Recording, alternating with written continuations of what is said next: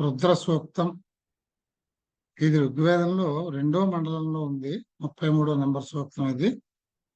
ఈ 2వ మండలం గుత్సమదుడు అనే ఆ ఋషి గారికి సంబంధించిన మండలం అండి. అంటే ఋషిక మండలం ఏది అంటే 2వ మండలం గత్సమదుడు. అంటే ఆయన పిల్లలు, ఆయన శిష్యులు వాళ్ళు మాత్రమే ఉంటారన్నమాట. వాళ్ళు రాసిన సూక్తాలన్నీ ఉంటాయి ఇందులో. గత్సమదుని మండలం 2వ మండలం. అందులో 33వ సూక్తం ఇది ఆయనే రాశారు. ఇందులో 15 మంత్రాలు ఉన్నాయి. దీని దేవత ఇందులో రుద్రుడు. ఆ రుద్రుడిని కూర్చున్నటువంటి సూక్తం ఇది. ఇది ద్యుస్థాన దేవత, అంటే పైలోకంలో ఉండే ఆయన. త్రిష్టు ఛందస్సులో ఉన్నాయి 15 మంత్రాలును. ఇక్కడ రుద్రుడు గురించి మనం చెప్పుకోవాలంటే, రుద్రుడు అంటే ఋగ్వేదంలో మొట్టమొదటిలో శివుడు అనే కాన్సెప్ట్ లేదండి. రుద్రుడు అనే అనేవారు. తర్వాత అదే శివుడన్నా ఇంక రుద్రుడన్నా అనే ఒకటే అయిపోయాయి. మామూలుగా రుద్రుడు అంటే మనకి పరమేశ్వరుడు 3 డిపార్ట్మెంట్లు చేశాడు కదా, సృష్టి, స్థితి, లయ అని. సృష్టి బ్రహ్మదేవుడికి అప్పచెప్పాడు. స్థితి ఏమో విష్ణుమూర్తి చూసుకున్నాడు, ఆయనే చూసుకున్నాడు. లయకారుడి కింద రుద్రుడిని పెట్టాడు. అంటే అది ఇప్పుడు మనం శివుడు, ఈశ్వరుడు అని అంటాం కదా. సో ఈయన్ని లయకారుడి కింద పెట్టారు. కనుక ఈ రుద్రుడిది యాక్చువల్గా డ్యూయల్ క్యారెక్టర్. ఇది మనకు ఋగ్వేదాన్ని బట్టి చూస్తే 2 విధాలుగా రుద్రుడు ఉంటాడు. ఒకటేమిటంటే లయకారుడు. లయకారుడు అంటే తెలుసు కదా, రౌద్రం. రుద్ర అందులో నుంచి వచ్చిందే రౌద్రం. అంటే భయంకరమైన స్వరూపం, కాలస్వరూపం. ఆయన అన్నింటినీ లయం చేసుకోవడానికి కాలస్వరూపుడిగా వస్తాడు అన్నమాట రుద్రుడు. రౌద్రం. అందుకని అది ఒకటైతే, ఇంకొకటి ఏముంటుందంటే ఈయన అందరికీ మంచి ఆరోగ్యాన్ని, సంపదల్ని కలిగించే దేవత కింద కూడా రుద్రుడికి ఒక ఫేసెట్ ఉంది. 2 రకాలుగాను ఉన్నాడు అనమాట రుద్రుడు. అయితే సాధారణంగా సరే, ఆ లయకాలం వచ్చినప్పుడు ఎవరు చేయగలిగింది ఏం లేదు. కానీ మిగతా కాలంలో సాధారణంగా రుద్రుడిని ఏమని ప్రార్థిస్తారంటే, కాసేపు నీ రౌద్ర రూపాన్ని పక్కన పెట్టి మిమ్మల్ని చల్లగా చూడు అని. ముఖ్యంగా ఈ రుద్రుడికి సంతానం కింద మరుత్తులు అని చెప్తారు. మరుత్తు అంటే గాలి, మరుద్దేవతలో అంటారు. ఈ మరుద్దేవతలోని రుద్రుడి సంతానం అన్నమాట వాళ్ళు, రుద్రుడి సంతానం.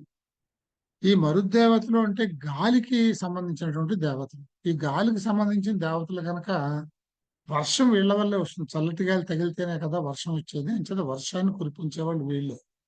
అందుకని వర్షం కురుస్తున్నది అని అంటే దాని వల్లనే మొక్కలన్నీ పెరుగుతాయి. మొక్కల్ని ఓషధులు అని అంటారు. మనకి ఈ వేదిక లాంగ్వేజ్ లో ఓషధులు అంటే మొక్కలు అన్నమాట. ప్రతి మొక్క కూడా ఏదో ఒక ఔషధ గుణం కలిగే ఉంటుంది. వేదాలకి ఉపవేదంగా ఋగ్వేదం ఉంది, మనకు తెలిసిందే. ఆయుర్వేదం ఉంది, మనకు తెలిసినదే. కనుక ఇదేమో ఇందులో ఆయుర్వేదాన్ని ఎక్కువగా చెప్పింది. ఆయుర్వేద విద్య కూడా ఇందులో ఉన్నది అన్నమాట, వైద్యం అన్నమాట. ఈ వైద్య విద్యకి ఈ ఔషధుల్లో నుంచి ఔషధాలను ఇస్తుంది అన్నమాట అందరికి, ప్రజలకి. ఆ ఔషధాలతోటి వీళ్ళు ఆరోగ్యంగా ఉంటారు. అంచేత ఈ ఔషధులు ఇచ్చేవాడు రుద్రుడు అని కూడా మనం కీర్తన చేస్తూ ఉంటాం.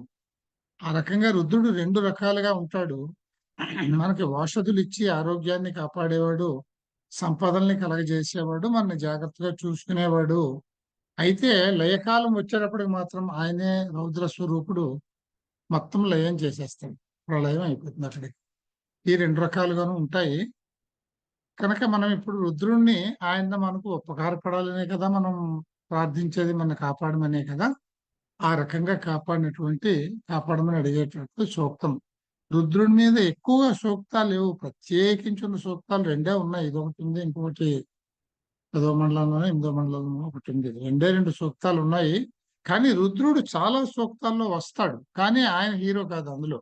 వేరే దేవతల సందర్భంలో రుద్రుడు చాలా చోట్ల ఉదహరింపబడతాడు తప్ప, ఆయన ప్రత్యేకించి ఆయనకు డెడికేటెడ్ గా ఉన్నవి 2 సూక్తాలు ఉన్నాయి నాకు తెలిసి, అంతే.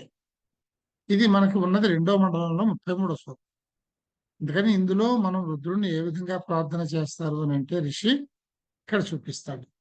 మొదటి మంత్రం ఆతే పితర్మరుతాం సుమ్నమేతు మానః సూర్యస్య సందృశో యోథ అభినవీరో అర్వత క్షమేత ప్రజాయేమహి రుద్ర ప్రజాభిహి అని ఈ మంత్రం. దీని పద విభజన ఆ తే పితర్మరుతాం అంటే పితః మరుతాం, మరుత్తుల యొక్క తండ్రి అని అర్థం అన్నమాట. పితః మరుతాం సుమ్నం ఏతు, సుమ్నం ఏతు మా నహ, మా అంటే నో, డోంట్ అని అర్థం. సూర్యస్య సందృశ, సందృశో సందృశ యుయోథాః అభి, నో అంటే నహ అస్మాకం అన్నమాట. వీరో వీరః అర్వతి క్షమేత ప్రజాయేమహి రుద్ర ప్రజాభి. సింపుల్, ఇది స్ట్రైట్ ఫార్వర్డ్ పద విభజన. ఇది దీనికి ప్రార్థన ఎట్లా ఉంది అంటే దీని ప్రతి ప్రార్థన చూస్తే మరుతాం పితః, ఓ మరుత్తుల యొక్క తండ్రి అయిన ఓ రుద్రుడా, రుద్రుడి సంతానమే మరుత్తులు అని చెప్పుకున్నాం కదా, మరుద్దేవతలు అని. అంటే మరుత్తుల తండ్రి అయిన ఓ రుద్రుడా, తే అంటే నీకు సంబంధించినది మాకు నువ్వు ఏం చేయదలుచుకున్నావో అది, మాకు ఏమి ఇవ్వదలుచుకున్నావో అది అని అర్థం. సుమ్నం, సుమ్నం అంటే సుఖము, నువ్వు మాకు ఇవ్వదలుచుకున్నటువంటి సుఖాలన్నింటినీ కూడా ఆ ఏతు పొందేదను గాక, నాకు లభించుగాక. అంటే నీ నుంచి మాకు ఏ సుఖాలు ఇవ్వదలుచుకున్నావో ఆ సుఖాలనే నేను పొందేదను గాక అని ప్రసన్న రూపాన్ని వేడుకోవడము అన్నమాట. నహ మమ్ములను సూర్యస్య సందృశ, సూర్య సందర్శనము నుండి మా యుయోథాః, యుయోథాః అంటే సెపరేషన్, మా అంటే నో, వేరు చేయకము, మమ్మల్ని వేరు చేయకు. సూర్య సందర్శనము నుండి వేరు చేయకము, సూర్య సందర్శనం నుండి వేరు చేయకము అంటే లయం చేసుకోకు అని అర్థం అన్నమాట. చీకట్లో ముంచేయకు. చీకట్లో ముంచేయడం అంటే మరుద్దేవతలను, అందుకనే మరుద్దేవతల తండ్రి అని పిలిచాడు. మరుద్దేవతలు ఈయన పిల్లలే కనుక వాళ్ళు విజృంభించారంటే ఇంకా తుఫాన్లు మబ్బులు అన్నీ వచ్చేస్తే సూర్యుడు కప్పడిపోతాడు, మెల్లిగా లయం వైపుగా పెడుతూ ఉంటుంది అనమాట లోకం. అందుకని వీళ్ళు ఏం కోరుతున్నారంటే సూర్య సందర్శనం నుంచి మమ్మల్ని వేరు చేయకు. తర్వాత అర్వతి, అర్వతి అంటే శిక్షించడం, శత్రువుల్ని శిక్షిస్తారు ఎవరైనా. అలాగే ఈ రుద్రుడు కూడా శత్రువుల్ని చీల్చి చెండాడుతాడు. అంచేత నువ్వు శత్రువుల్ని చీల్చి చెండాడుతావు, నువ్వు మహావీరుడివి. వీరహ, నువ్వు మహావీరుడివి అయినప్పటికీ నహ మమ్మల్ని అభిక్షమేత, క్షమించు. ఎందుకు క్షమించడము అంటే శత్రువు కాకపోవచ్చు కానీ అందరం తప్పులు చేస్తాం. తప్పు జరగకుండా ఎవరి వల్ల ఉంటుంది? ప్రతి వాళ్ళ వల్ల ఏదో తెలుసో తెలియకో చిన్నో పెద్దో తప్పులు జరుగుతూనే ఉంటాయి. ఆ తప్పులన్నిటి వల్ల నువ్వు మమ్మల్ని కూడా తప్పులు చేసిన వాళ్ళలాగా శత్రువుల్లో భావించి మమ్మల్ని బాధించబాకు. నువ్వు నీ శత్రువుల్ని నువ్వు సంహరించేటప్పుడు, బాధించేటప్పుడు మమ్మల్ని అందులో కలపకు. మేము తప్పులు చేసుంటే మమ్మల్ని మన్నించు రుద్ర అని చెప్పి, ప్రజాభి, ఇక్కడ ప్రజ అంటే సంతానం అర్థం ఉంది. ప్రజ అంటే ప్రజలు అనే అర్థం ఉంది, సంతానం అనే అర్థం ఉంది. ప్రజాభి అంటే మేము మా సంతానముతోటి, అంటే పుత్రపౌత్రాదులతోటి ప్రజాయేమహి మేము వృద్ధిని పొందుదాముగాక, అంటే నువ్వు చల్లగా చూస్తే మేము వృద్ధి పొందుతాము అని మంత్రంలో చెప్పారు. రెండో మంత్రం త్వాదత్తేభి రుద్ర శాంతమేభి శతం హిమా ఆశీయ భేషజేభి వ్యస్మత్ దేవేషు వితరం వ్యంహో వ్యమీవాశ్చాతయస్వ విశూచి అనేది ఈ మంత్రము. ఇది త్వాదత్తేభి అనేది ఒక మాట. రుద్ర శంతమేభి శతం హిమా ఆశీయ భేషజేభి, ఇది వ్యస్మత్ దేవేశ అంటే వి అస్మత్ దేవేశ, యస్మత్ దేవేశ వితరం వ్యంహో అంటే వి అంహ, అంహ అన్నమాట. వి అంహ, అంహో అంటే అంహ. తర్వాత వ్యమీవాశ్చాతయస్వ అంటే వి అమీవాహ తర్వాత చాతయస్వ, వి అమేవాహ చాతయస్వ, చాతయస్వ విశూచి. ఇది పదవిభజన. ఇది రుద్ర, ఓ రుద్ర, త్వాదత్తేభి, త్వాం దత్తేభి అంటే నీ చేత ఇయ్యబడినటువంటి శంతమేభి, శంతమేభి అంటే అత్యంత సుఖమైనటువంటి భేషజేభి ఔషధముల చేత.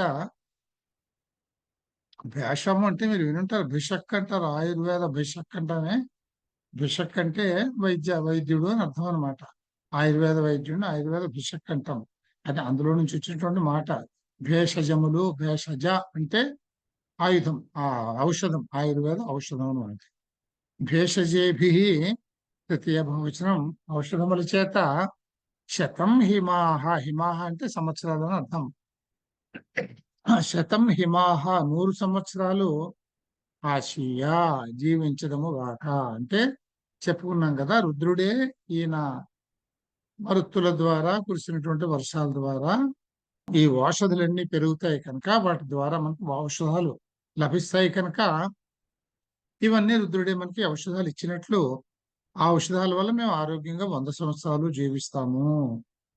అస్మత్ ద్వేష, మా శత్రువులని అంహ వితరం, పాపము సమస్తములో అంటే ఏమడుగుతున్నావు అంటే, అస్మత్ ద్వేష, అస్మత్ ద్వేష మా యొక్క శత్రువులని, మమ్మల్ని ద్వేషించే వాళ్ళని, అంహ వితరం, అంహ అంటే అంహస్ అంటే పాపం, అంహస్ మా పాపములు వితరం టోటల్ గా మొత్తంగా సమస్తాన్ని, మా సమస్త పాపాలని విశూచిహి, విశూచి అంటే శరీరం అంతటా కూడా పట్టుకున్నటువంటి అమీవాహ రోగములను విచాయ తస్వ నాశనము చేయము అంటే శత్రువులని, పాపాన్ని, మా శరీరంలో ఉండే అనారోగ్యాన్ని అన్నింటినీ నాశనం చెయ్యి.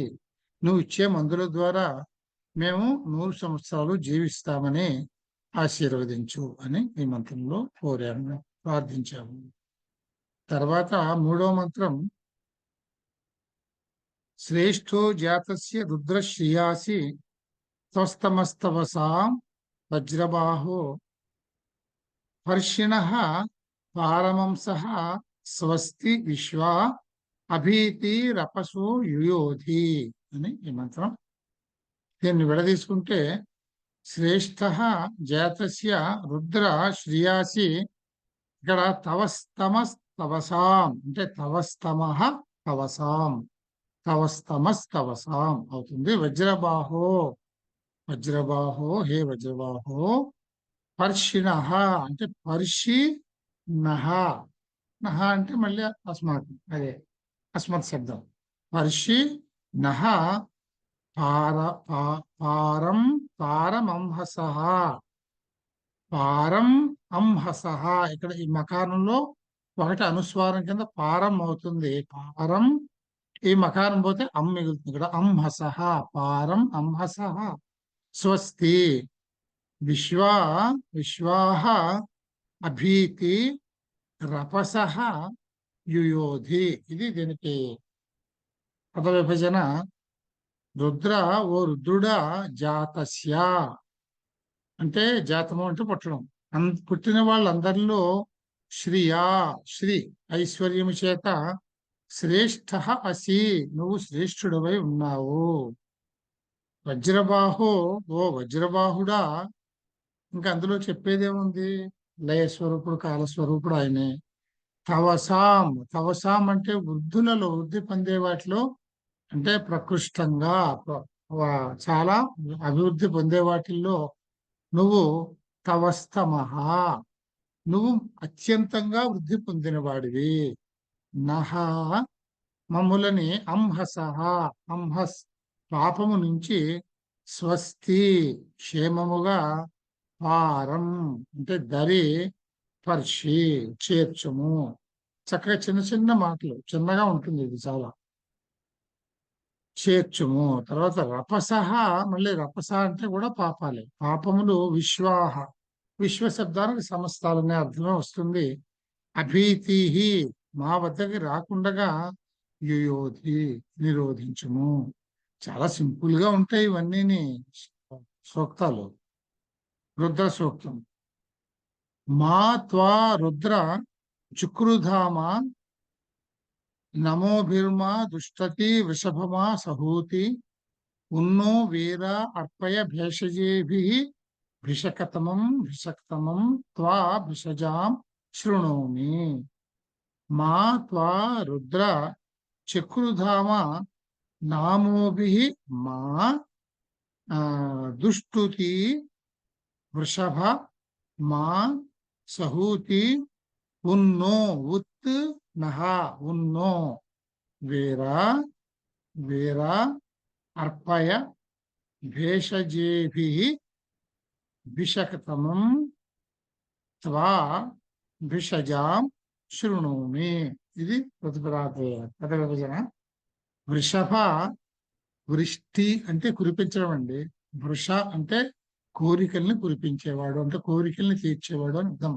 వృషభ, వృషభ అంటే కోరికల్ని తీర్చేవాడు. వృషభ, ఓ అభీష్టవరద, ఓ మా కోరికల్ని తీర్చేవాడా రుద్ర. నమోభిః, నమోభిః నమస్కారముల చేత, అంటే మా నమస్కారాల చేత, త్వా నీకు, మా చుక్రుధామా అంటే ఇలాంటి వాళ్ళతోటి అన్ని భయమే. ఓ పదే పదే నమస్కారాలు పెట్టి నీ నమస్కారం నువ్వు అంటాడేమో అని భయం. అందుకని మేము అతిగా నిన్ను ప్రార్థనలు చేసేసి నమస్కారాలు పెట్టేసి విసిగిస్తున్నామేమో, పాపం తెచ్చుకోకు అనడం అన్నమాట. మా నమస్కారాల చేత నీకు కోపము కలిగించకుందుముగాక, అదే పనిగా నమస్కారాలు పెడుతూ నీకు విసుగెత్తించకుండా ఉంటాం కనుక ఉండదముగాక, అంటే మా నమస్కారాలతో నీవు కోపం తెచ్చుకోకుండా ఉండదవుగాక. దుష్టుతి మా, దుష్టుతి అంటే దుస్తుతి, దుష్టుతి అంటే చెడ్డ స్థుతులు. అంటే మనం స్థుతులు చదివేటప్పుడు ఏమన్నా ఉచ్చారణ దోషాలు కానీ, పద దోషాలు కానీ, ఏమైనా దోషాలు కూడా రావచ్చును కదా. అవి ఏమైనా ఉంటే మాకు తెలియకుండా వస్తున్నాయని మమ్మల్ని క్షమించిన ఆయన.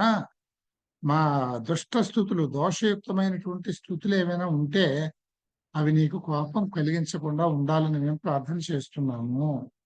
సహూతిమా అంటే విసదృశ్య దేవతలతో పాటు, అంటే ఇక్కడ చూడండి మళ్ళీ దేవతలందరినీ ఆహ్వానిస్తాము. ఇప్పుడు ఈయనేమో ఒక శ్రేష్ఠ దేవత ఈయన. కొందరు కింద దేవతలను కూడా మనం ఆహ్వానించాము. ఈ దేవతలందరినీ కలిపి ఆహ్వానం చేసామనుకోండి, అంటే నీకంటే తక్కువ వాళ్ళతో నిన్ను కలిపాము అని నువ్వు అనుకుంటావేమో. అలా అనుకోకు, అక్కడ కోపం తెచ్చుకోకు. సదృశ దేవతలు నీతో సమానమైన వాళ్ళు, విష్ణుమూర్తి బ్రహ్మ అటువంటి వాళ్ళు.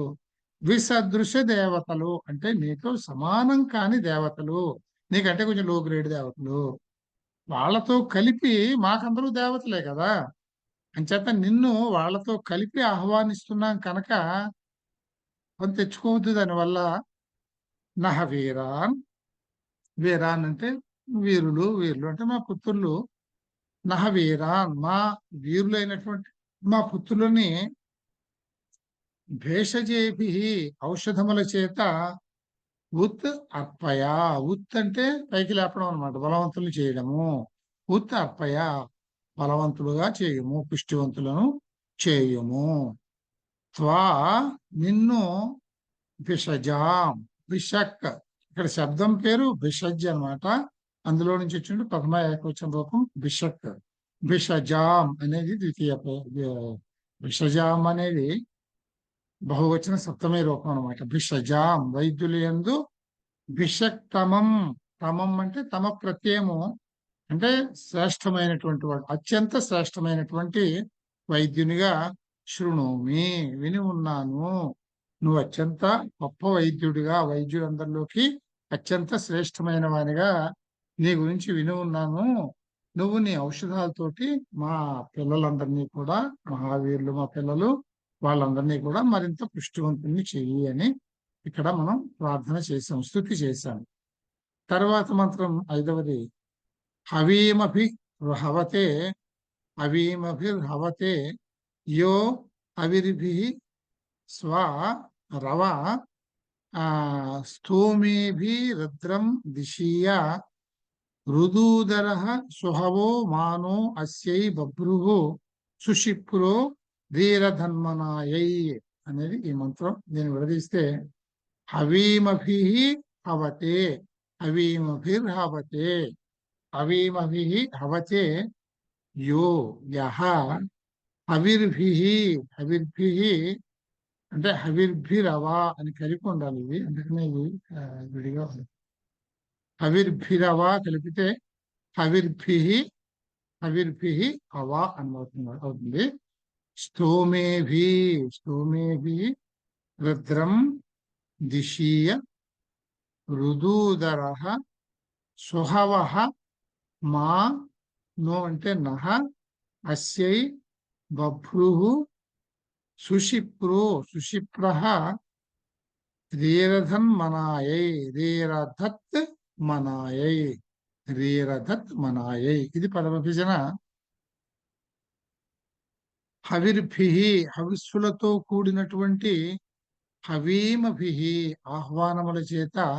హవిస్సులు సమర్పించడం అంటేనే మనం దేవతలను ఆహ్వానం చేయడం.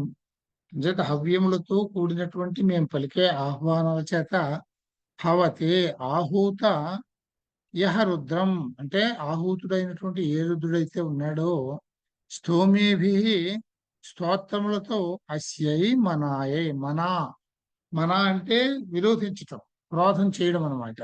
అస్యై మనాయై అంటే మా పట్ల ఏదైనా కానీ నీకు క్రోధభావం ఉంటే అవ దిశీయా దాన్ని దూరంగా పారతోలుతాము. అంటే నీకు మాకు తెలిసి తెలియక చేసిన దోషాల వల్ల ఏదైనా నీకు మా మీద కోపం కానీ వచ్చుంటే ఆ కోపాన్ని హవిస్సులతో కూడినటువంటి మా ఆహ్వానాలతోటి నిన్ను స్తుతిస్తూ ఆ క్రోధభావాన్ని దూరం చేసుకుంటాం. రుదధరః కోమలమైనటువంటి ఉదరము కలిగిన వాడు, రుద్దూదరః, రుద్దు ఉదరః, రుదూదరః అంటే కోమలమైనటువంటి ఉదరము కలిగిన వాడు. సుహవః శోభన ఆహ్వానవంతుడు, ఆహ్వానించదగిన వాళ్ళలో అత్యంత శోభనమైన వాడు. బభ్రువు, బభ్రు అంటే పీతవర్ణం, పీతవర్ణుడు. సుషిప్రః అందమైన చెక్కిళ్ళు గలవాడు అయిన రుద్రుడు. నహ మమ్ములను, మా రీరథత్ మమ్మల్ని, మా అంటే నెగిటివ్ మీనింగ్ డోంట్ అని, మమ్మల్ని రీరథత్ మమ్మల్ని బాధించకుండా ఉండేదడుగాక అంటే మమ్మల్ని బాధించకుండా ఉండు అని మనం ప్రార్థన చేయగలం. తర్వాతి మంత్రం ఉన్మా మమంద వృషభో మరుత్వాన్ వృక్షీయసా వయసా నాథమానం ఘృణీవ ఛాయా మరపా ఆశీయా వివాసేయం రుద్రస్య సుమ్నం అనేది ఈ మంత్రం. ఇక్కడ ఉన్మా అంటే ఉత్ మా మమంద వృషభ మరుత్వాన్ త్వక్షీయసా వయసా నాథమానం ఘృణీవ అంటే ఘృణి ఇవ ఛాయామరప అంటే దీన్ని ఛాయాం అరప అని విడదీయచ్చు. ఛాయాం అరప అశీయా, అశీయా వివాసేయం కలపాలి. అశీయా వివాసేయం అంటే అశీయ అవివాసేయం రుద్రస్య సుమ్నం అనేది విభజన. వృషభ ఓ అభీష్ట వరద మా వృషభ అంటే అభీష్ట వరదుడు. వృషభ అంటే ఓ అభీష్ట వరద అని అలా అర్థం చేసుకోవాలి.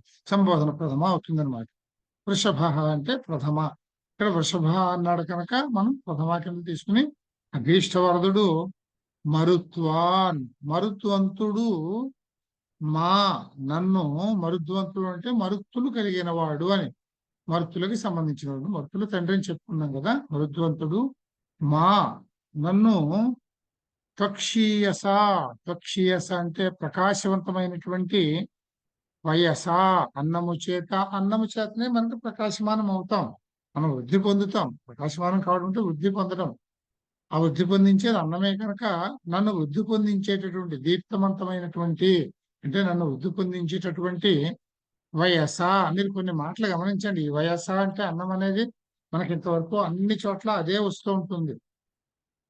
అలాగే విశ్వ అంటే సమస్త, కొన్ని మాటలు అలాగే ఉంటాయి. వృష అంటే కోరికలు, అలా అవి ఎన్ని గుర్తుపెట్టేసుకుంటే ఇంకా మనం వెతుక్కోక్కర్లేదు.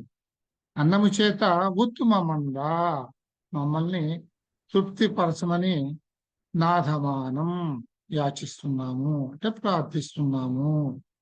ఘృణీయవ ఛాయాం, ఎండకి తాపమందిన వాడు నీడకి చేరాలని చూసినట్లు అరపాహ పాపరహితుడనై, నా అరపాహ అరపాహ పాపరహితుడనై రుద్రస్య సుమ్నం, రుద్రుడు ప్రసాదించే ఈ సుమ్నం సుఖము అనేది కూడా ఇంతకుముందు మంత్రంలో వచ్చింది.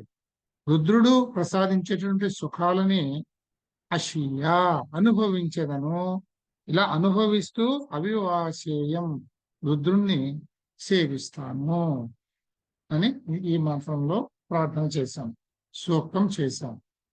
తర్వాతి మంత్రంలో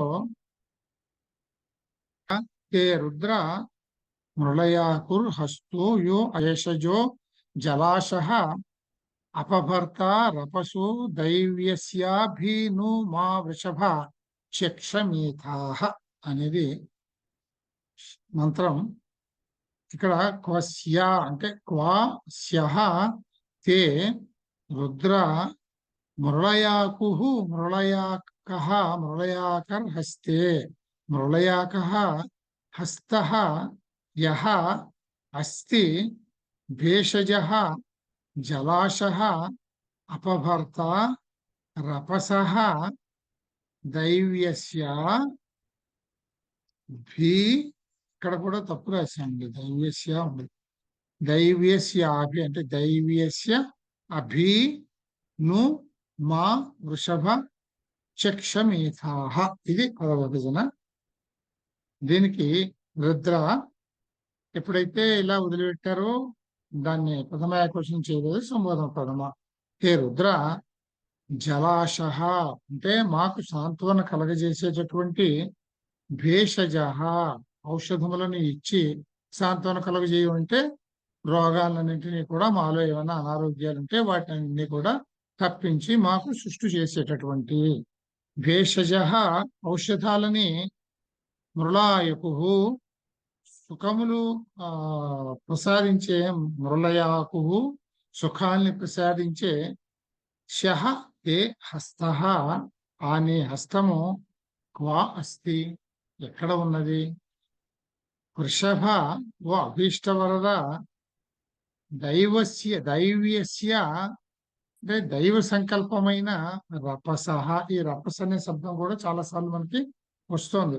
రపసాలు అంటే పాపాలు, పాపముల యొక్క అంటే మా పాపముల యొక్క అపభర్త, అపహర్తవై, అపభర్త అంటే మా పాపాల్ని నీవు భరించేవాడవై, అంటే మా పాపాల్ని నువ్వు స్వీకరించి మమ్మల్ని విముక్తుల్ని చెయ్యి అని చెప్పడం. మా పాపాల అపహర్తవై ను నన్ను వెంటనే శీఘ్రంగా అభిక్షమీత నన్ను క్షమించు అని ఈ మంత్రంలో కీర్తన చేసి, తర్వాత మంత్రంలో ప్రభభ్రవే వృషభాయ శ్రుతీచే మహోమహీ సుష్టుతి మరీయామి నమస్య కల్మలీకినం నమోభిర్గుణమసి త్వేషం రుద్రస్య నామా, గృణీమసి తేషం త్వేషం రుద్రస్య నామా. దీన్ని విడదీస్తే ప్రభభ్రవే, బభ్రవే, ఎందుకంటే విడదీయడం, ఎందుకంటే ఇక్కడ ఉపసర్గని ఈ ఈ బభ్రవేకి చెంది ఉండదు, వెనకాల ఎక్కడో వచ్చి వర్భుకి చెంది ఉండొచ్చు అట్లా అన్నమాట. అంచేత విడదీయాలి. బభ్రవే వృషభాయ శ్రుతీచే మహో మహః మహీ సుష్టుతిం సుష్టుతి మేరయామి, సుష్టుతిం ఈరయామి నమస్య కల్మలీకినం, నమస్య కల్మలీకినం, నమస్య కల్మలీకినం నమోభిర్గృణీమసి, నమోభిః గృణీమసి త్వేషం రుద్రస్య నామా. బభ్రవే, బభ్రవే అంటే విశ్వభర్త అంటే ఈ విశ్వాన్నంతటిని భరించేవాడు, విశ్వాన్ని ధరించినవాడు, విశ్వాన్ని భరించేవాడు. విశ్వభర్త వృషభాయ, ఇది కూడా మాట చూడండి ఎన్నిసార్లు రిపీట్ అవుతుంది, అన్ని మంత్రాల్లో వస్తుంది. వృషభాయ అభీష్టవరదుని కొరకు, అంటే వృషభాయ అంటే ఇక్కడ రుద్రుడి కొరకు అన్నాం కానీ ఇక్కడ కూడా పృథ్వీ వాడాలి కనుక వృషభాయ అని వాడామన్నమాట. అంటే అభీష్టవరదుని కొరకు అని, అంటే అభీష్టవరదుడైనటువంటి శ్రుతిచే రుద్రుని కొరకు మహమహీం అత్యంత మహిమాన్వితమైన సుష్టుతిం శుభ స్తోత్రమును, సుస్తుతిం సుష్టుతిం శుభమైనటువంటి స్తోత్రాలని ఆ చూసారా ఇందాక మొదట్లో వచ్చిన, ఇక్కడ చూడండి ప్రభభ్రవే అని వచ్చింది కదా, ఆ ఇక్కడ వచ్చిందనమాట. ఈరయామి ప్రేరయామి, ఉచ్చరిస్తున్నాను, ప్రేరేపిస్తున్నాను. ఓ స్తోతలారా కల్మలీకినం కల్మషరహితుడైనటువంటి కల్మషాల్ని హరించేటటువంటి రుద్రుణ్ణి, తేజోవంతుడైన రుద్రుణ్ణి నమోభిహి నమస్కారాలతో, ఇక్కడ నమస్సులు అంటే మనం సమర్పించే హవిస్సులు అని అర్థం. నమస్య ఆరాధించండి, హవిస్సులు సమర్పించడం ద్వారా ఆ రుద్రుణ్ణి ఆరాధించండి. రుద్రస్య రుద్రుని యొక్క ద్వేషం నామ ఉజ్వల నామ సంకీర్తనము గృణీమసి మేము చేస్తాము అని ఈ మంత్రంలో చెప్పారు. తర్వాతి మంత్రం శిరోభిరంగై పురరూప ఉగ్రో బభ్రు శుక్రేభి పిపిషే హిరణ్యై ఈశానాదస్య భువనస్య భూరేర్నవా కలపాలి ఓ యోష దృదాద సూర్యం అనేది ఈ మంత్రము.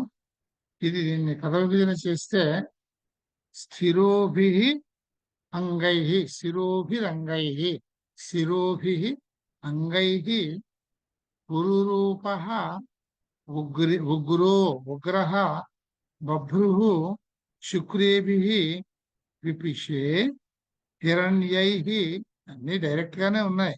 ఈశానాద్ అస్య అంటే ఈశానాత్ అస్య భువనస్య భూరేః న భూరేర్న వా ఉ యోషద్రు, యోషత్ మళ్ళీ ధ్రు వస్తుంది కనుక యోషత్ రుద్రాత్, యోషత్ రుద్రాద్ అంటే యోషత్ రుద్రాత్ అసూర్యం, రుద్రాద్ అసూర్యం, రుద్రాత్ అసూర్యం అని పదవిభజన చేసుకున్న తర్వాత స్థిరేభి అంగై స్థిరమైనటువంటి అంటే బలమైనటువంటి దృఢమైనటువంటి అంగై అంగములు గలవాడు, అంగములతో అని అర్థం అనమాట.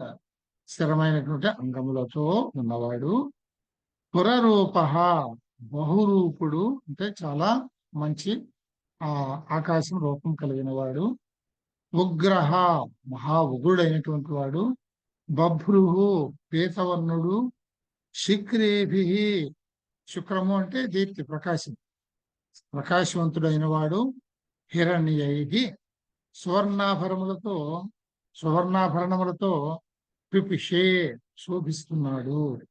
ఈశానాత్ ఈశా అంటే శాసకుడు, ఈశ్వరుడు, శాసకుడు అంటే సమస్త జగత్ శాసకుడు ఈశ్వరుడు అనమాట.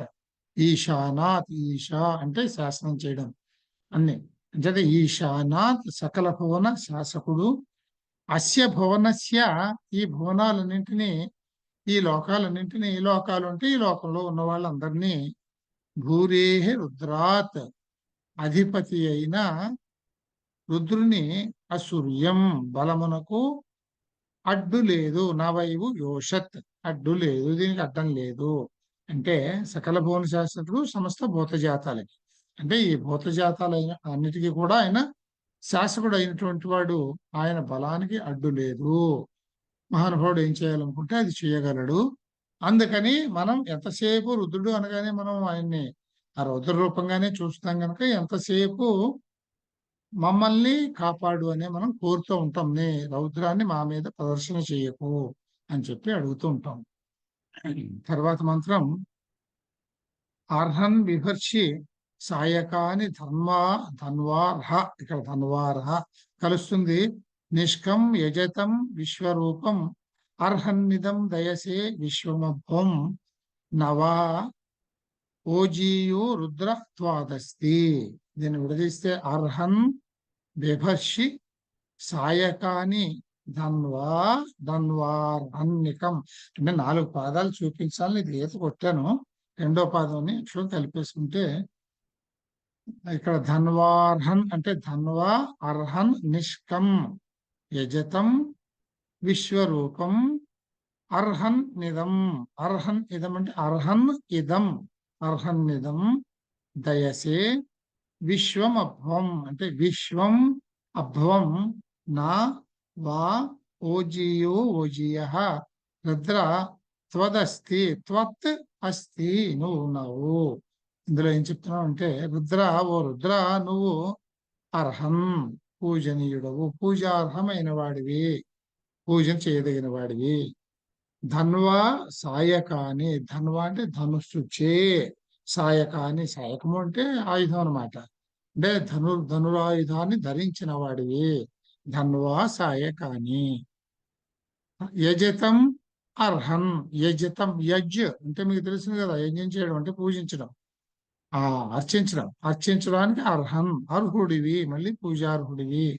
విశ్వరూపం, విశ్వం అంటే సమస్తమైన అంటే అనేకమైన రూపునివి, రూపాలు కలిగిన వాడివి.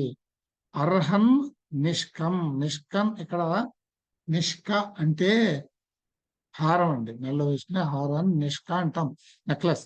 అర్హన్ నిష్క పూజనీయమైనటువంటి హారమును అంటే మంచి పూలదండను పూజిస్తూ పూలదండని బిభర్షి ధరించిన వాడవు. ఇదం విశ్వం అభ్వం, అభ్వం అంటే మళ్ళీ లోకాలన్నమాట, విశ్వం అంటే సమస్తం, ఇదం విశ్వం ఈ సమస్త లోకాలకి కూడా భువనాలకి దయసే, దయసే అంటే నువ్వు రక్షణ కల్పించేవాడివి, రక్షకుడివి. త్వత్ నీకంటే ఓజీయ, ఓజస్సు అంటే బలము పరాక్రమము, నీకంటే పరాక్రమవంతుడు బలవంతుడు నా వా అస్తి ఇంకెవడున్నాడు, ఇంకెవడు లేడు కదా అని ఈ మంత్రంలో చెప్పాడు. తర్వాత స్తుహి శ్రుతం గర్తసదం యువానం మృగం నా భీమ ముపహత్ను మృగం ముపహత్ను ముగ్రం ఉగ్రం మృళా చరిత్రే రుద్ర. ఈ మృళా అనే దాంట్లో ఈ లకారం అనేది ఇది వేదంలోనే ఉందండి. ఇప్పుడు మనకి లౌకిక సంస్కృతంలో లా లేదు, లా బదులు లాయే ఉంది. అందుకనే మనం కళ్యాణము అని రాస్తాము, లానే రాస్తారు. అది వాళ్ళ ఇప్పుడు లౌకిక సంస్కృతంలో లా లేదు, ఇది లా, ఇది వేదిక సంస్కృతంలో ఉందన్నమాట. మృడా, ఈ లాని డాని అభేదం అని కూడా చెప్తారు. మృడా అని అన్నా కూడా దీన్ని తప్పులేదు అని చెప్తారనమాట.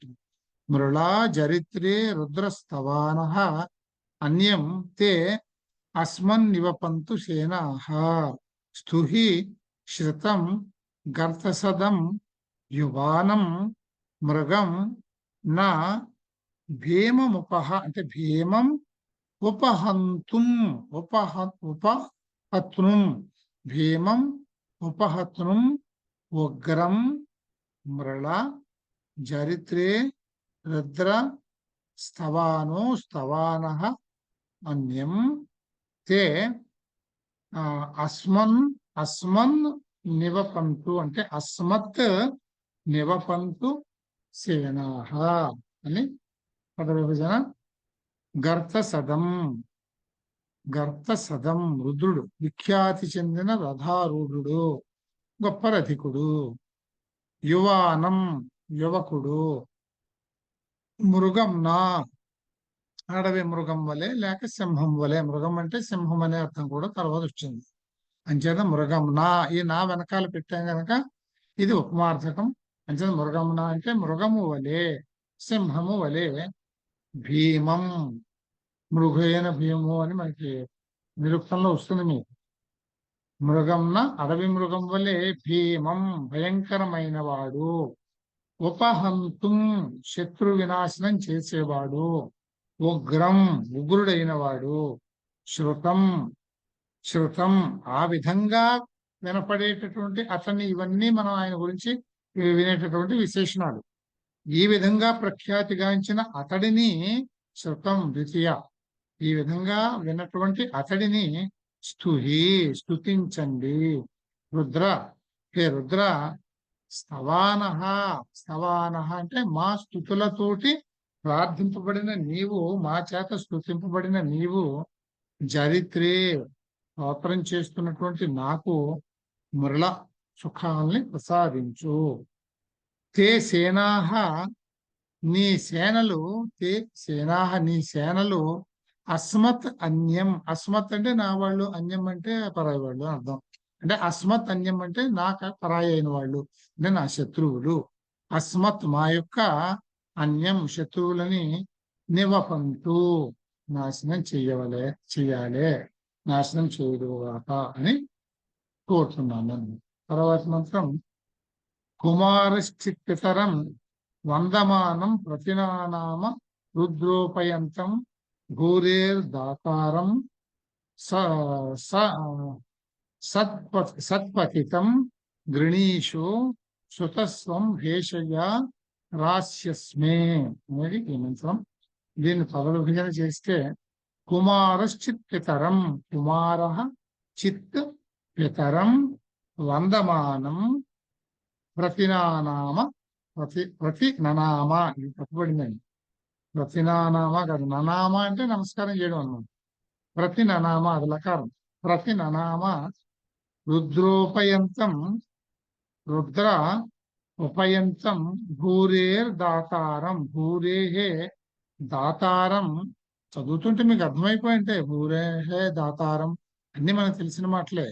సత్పతితం గృణీష, గృణీషే, ఇదిగో ఇటువంటి మాటలు కొంచెం ఒక్కసారి సందర్భాన్ని బట్టి రాసేయచ్చు. గృణీషే స్తుతస్త్వం, స్తుత త్వం భేషజ రాస్యస్మే, రాస్యస్మే అంటే రాసి అస్మే అని దీని పదవిభజన.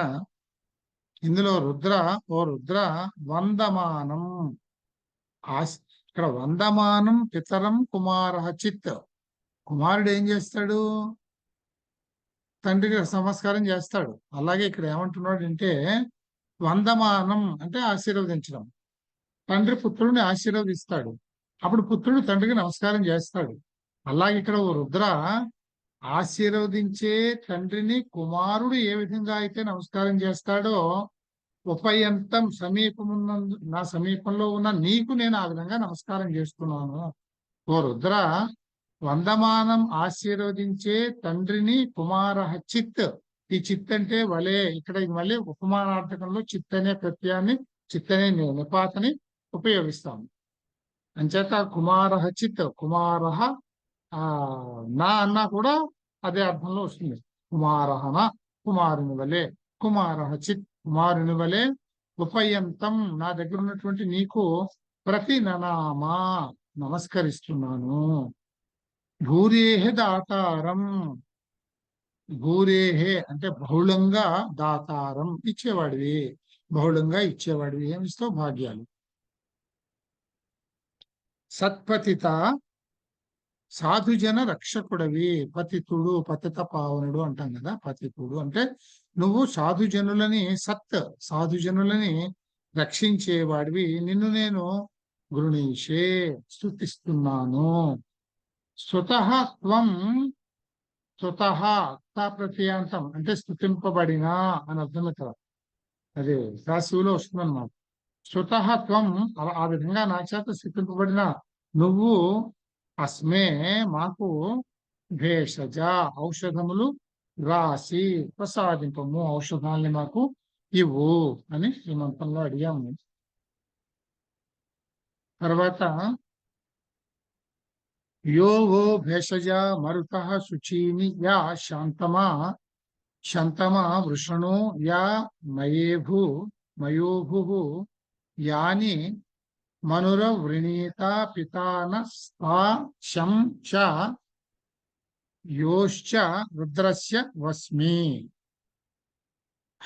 చాలా డిస్టర్బెన్స్ ఉంది, ఏదో గ్రైండింగ్ చేస్తున్నారు రోడ్డు. సో దీన్ని మళ్ళీ పదవిభజన చేస్తే యా ఓ అంటే వహ, భేషజ, మరుత, శుచీని, యా శంతమా, శంతమా, వృషణ, వృషణో అంటే వృషణ, యా మయోగు, యాని. ఇక్కడ మనురవృణీత అంటే మనువు అవృణీత, పిత న పిత నస్తా ఇట్లయితే ఉంటే బాగుంటుంది. పిత నహ తా శం చ యోహో చ రుద్రస్య వస్మి. ఇది పద విభజన. మరుత, ఓ మరుతులారా మీరు, వృషణ అభీష్ట వరదులు. ఇక్కడ మనం మరుతుల్ని అంటే ఈ రుద్రపుత్రుల్ని మనం ప్రార్థిస్తున్నాం అన్నమాట. ఓ మరుతులారా మీరు అభీష్ట వరదలు, వృష అని ఎక్కడున్నా కూడా వర్షించడము, కోరికల్ని తీర్చడము అని అర్థం అన్నమాట. అభీష్ట వరదలు. వహ మీ అంటే ఇది యుష్మత్ శబ్దానికి షష్ఠి అన్నమాట. మీ యొక్క యా భేషజ ఏ ఔషధాలు, శుచీని నిర్మలములు అంటే కాముగా పనిచేస్తాయి. ఏవి నిర్మలములో అంటే మాకు ఇబ్బందిని కలిగించవో, యా శాంతమా ఏవి మాకు శాంతాన్ని కలిగిస్తాయో, ఏవి మాకు ప్రయోజనకరంగా ఉంటాయో, యా మయోభు ఏవి శ్రేయోదాయకంలో ఏవి మాకు శ్రేయస్సుని కలిగిస్తాయో అవి అట్టి ఔషధాలు. నహ పిత మనుహు మా పితృప, నహ పిత మా యొక్క తండ్రి, మనుహు మనంతా మను సంతానమే కదా మనుష్యులు అంటే. అందుకని మా పితృపాదుడు మనువు యాని అవృణీత ఎంచుకొనెను. తా శం చ యోహు చ ఆ సుఖకరము, శమము ఆ సుఖకరము, చ యోహు చ భయ నివారకము అయిన రుద్రస్య రుద్రుని ఔషధములు వస్మి కోరుచున్నాను అని ఇక్కడ. అంటే మన తండ్రి కూడా ఆ రుద్రుడి ఔషధాలే వాడేవారు. ఆ రుద్రుడి ఔషధాలకి ఇన్ని గుణాలు ఉన్నాయి, నిర్మలమైనవి, ప్రయోజనకరమైనవి, శ్రేయోదాయకమైనవి అని. అటువంటివన్నీ కూడా నాకు కావాలి అని నేను కోరుతున్నాను అని ఇక్కడ చెప్పాము.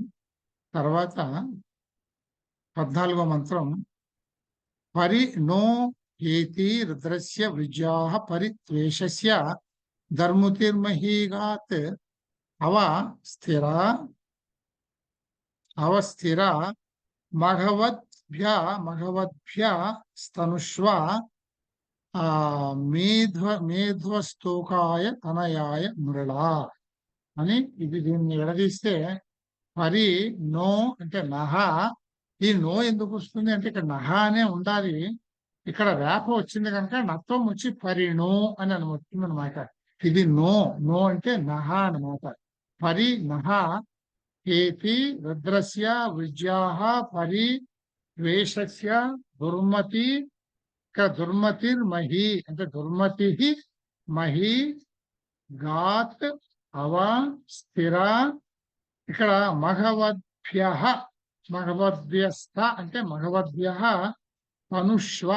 అది మఘవద్ భ్యస్తనుష్వ అంటే మఘవద్భ్య తనుష్వ.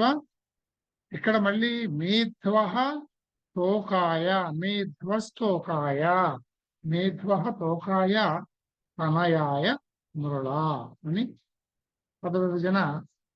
రుద్రస్య రుద్రుని యొక్క ఏతి ఆయుధము, నా పరివృజ్యాః నహ నా కాదండోయ్ నహ. నహ అంటే మమ్ము పరివృజ్యాః విడిచిపెట్టుగాక.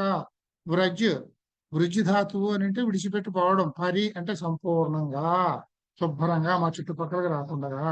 నహ పరివృజ్య రుద్రుని యొక్క ఆయుధము మమ్మల్ని సంపూర్ణముగా విడిచిపెట్టుగాక. ద్వేషస్య అలాగే ప్రకాశమైనటువంటి రుద్రుని యొక్క మహి దుర్మతి గొప్పదైనటువంటి దుష్టమతి. దుష్టమతి అంటే ఆయన లయస్వరూపం, లయం అన్నమాట, అంటే శిక్షించటం. పరిగాత్ పరిగాత్ మమ్ము విడిచిపెట్టి వెళ్ళుగాక. మీధ్వ సేచన సమర్థ రుద్ర. సేచనము అంటే చిందించటం, అంటే అడిగిన కోరికలన్నీ ఇవ్వడం, ఇచ్చేటటువంటి సమర్థుడైనటువంటి ఓ రుద్రుడా. మఘవద్భ్య, మఘవత్ అంటే మఘోని మనం చెప్పుకున్నాం కదా, అంటే ధనవంతుడు అని అర్థం. మఘవద్భ్య, ధనవంతుడైన యజమాని విషయంలో యజమానులతో స్థిర, నీ వింటినారిని అవతనుష్వ, దింపేయి. అవతనుష్వ, కిందికి దించి సడలించు. తోకాయ తనయాయ, మా పుత్రపౌతులు. తనయాయ పుత్రులు, తోకాయ పౌతులు. మా పుత్రపౌతులకు మురళా సుఖాన్ని ప్రసాదించుము అని ఈ మంత్రంలో మనం ప్రార్థన చేశాము. ఇది 15వ మంత్రం, ఆఖరి మంత్రం. ఏవా బభ్రో వృషభ చేకితాన యథా దేవన హృణీషో నహంసి హవన శృణ్ణు రుద్రేహ బోధి బృహద్వదేమ వదతే సువీరాహ అని ఈ మంత్రం. ఏవా బభ్రో వృషభ చేకితాన యథా దేవ నా ऋणीषे నా హంసి అవనశున్నో అవనశుత్ నహ రుద్రేహ రుద్ర ఇహ బోధి బృహద్వదేమ బృహత్ వదేమ వదతే సువీరాహ. ఇది 10వ రుద్రార్థం. బభ్రోహో, ఓ జగత్ప్రభు, ఓ బభ్రువర్ణ. అంటే జగత్ప్రభు అనే అర్థమో చెప్పుకోవచ్చును. బభ్రువర్ణ అంటే పీతవర్ణం కలిగినటువంటి వాడా ఓ ప్రభు. వృషభ, అభీష్టవరద. వృషభ సంబోధన. ఓ అభీష్టవరద. చేకితాన, చేకితానుడు అంటే సర్వజ్ఞుడు అని అర్థం. చేకితాన సర్వజ్ఞ. దేవరుద్ర, దేవ అంటే ప్రకాశమానమైన దేవ, ప్రకాశమానటువంటి ఓ రుద్ర. హవన శృత్, హవన శృత్ మా ఆహ్వానం. ఇక్కడ హవనము అంటే ఆహ్వానించడము. మా ఆహ్వానాన్ని శృత్ వినేటటువంటి వాడా, ఆలకించేటటువంటి వాడా. యథా ఎలాగైతే నా హృణీషో నువ్వు కోపరహితుడవో, నా హంసి హింసారహితుడవో. మనం 2 కేసులు చెప్పుకున్నాం కదా, ఇప్పుడు 2వ దాన్ని వర్ణిస్తున్నాడు. నువ్వు ఎలాగైతే కోపం లేనప్పుడు ఉంటావో అలా అన్నాడు. నువ్వు ఎలాగైతే కోపరహితుడవో, ఎలాగైతే హింసారహితుడవో, నహ ఇహ మమ్మల్ని ఇక్కడ ఈ యజ్ఞశాల యందు బోధి, ఆ విధంగానే గ్రహించుము. సువీరాహ శుభ సంతానాన్ని పొంది, విదతే యజ్ఞమునందు ప్రభవించే బృహత్ గొప్ప స్తోత్రములను వదేమా గానము చేసేదము. అంటే మా సంతానంతో కూడా కలిసి మేమందరం కూడా మంచి సంతానాన్ని పొంది, మేమందరము కూడా యజ్ఞాలు అన్ని సల్పి వాటి ద్వారా ప్రభవించేటటువంటి పుట్టేటువంటి గొప్ప గొప్ప స్తోత్రాల్ని నిన్ను ప్రార్థిస్తూ గానం చేస్తాము, నిన్ను స్తుతి చేస్తాము అని ఈ మంత్రంలో చెప్పారండి. దీంతో 15 మంత్రాలు అయిపోయాయి. దీంతో రుద్ర సూక్తం అయిపోయింది. ఇక్కడికి ఆప్ చేసుకున్నామండి. తర్వాత మళ్ళీ రేపు కలుద్దాము. తర్వాత సూక్తం ఏంటి చూద్దాం, రేపు చదువుదాం. మళ్ళీ ఇవాళ ఇక్కడ ఆప్ చేద్దామండి. Right, see tomorrow.